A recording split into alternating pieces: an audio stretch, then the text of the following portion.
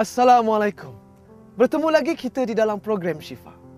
Anda yang dihormati, solat adalah ibadah awal dalam kaedah pengubatan cara Rasulullah yang diajarkan kepada kita. Solat juga merupakan latihan jiwa dan olahraga fizikal. Pergerakan-pergerakan yang dilakukan di dalam solat seperti berdiri, rukuk, sujud, membolehkan sendi-sendi dan otot-otot tubuh badan kita bergerak. Dan ia akan memberi kecergasan dan kesegaran kepada tubuh badan kita.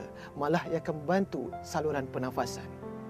Dengan mendirikan solat, jiwa akan menjadi rasa tenang, aman dan mendekatkan diri kita kepada Allah SWT. Selain itu, keadaan ini akan memberikan kekuatan pada jiwa dan mental, lalu dizahirkan oleh fizikal yang cergas dan segar.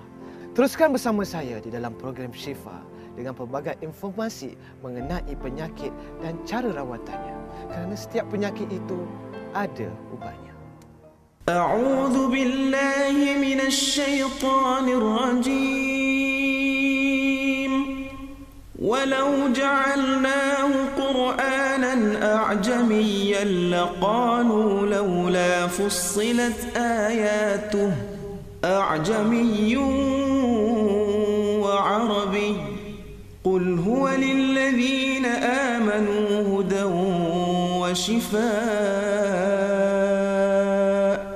والذين لا يؤمنون في آذانهم وقر وهو عليهم عمى أولئك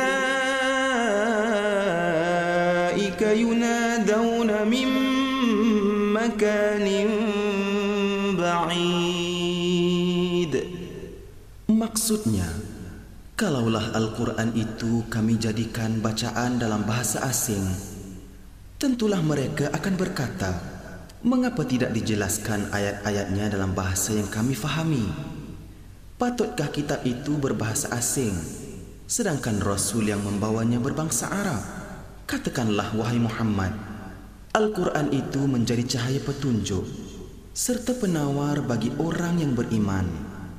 Sebaliknya bagi orang yang tidak beriman, Al-Quran itu menjadi sumbatan pada telinga mereka sehingga mereka tidak dapat mendengar, dan ia juga menjadi kegelapan yang menimpa pandangan mereka sehingga mereka tidak dapat memahami. Mereka itu tidak ubah seperti orang yang diseru dari tempat yang jauh. Masakan mereka dapat mendengar dengan betul atau melihat dengan nyata? Surah Fussilat ayat 44.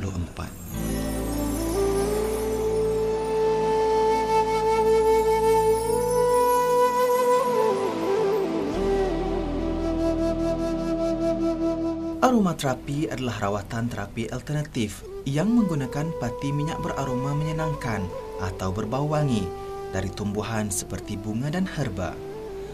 Aromaterapi biasanya digunakan untuk merawat beberapa masalah kesihatan selain masalah berkaitan dengan suasana, perasaan dan jiwa. Di era kedoktoran Yunani, Dioscorides melalui bukunya De Materia Medica telah memperkenalkan kaedah rawatan aromaterapi.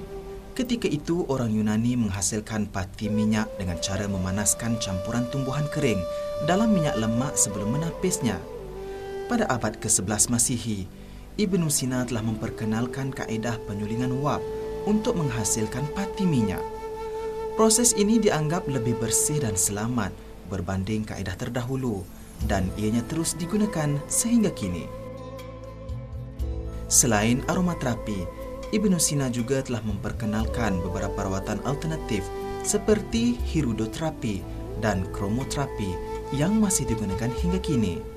Hirudoterapi ialah penggunaan lintah untuk tujuan perubatan. Ibnu Sina berpendapat menggunakan lintah adalah lebih baik daripada berbekam bagi menyedot keluar darah kotor di dalam tubuh. Ketika itu, lintah juga digunakan untuk merawat penyakit kulit. Kromoterapi adalah satu kaedah rawatan alternatif yang dikenali sebagai terapi warna.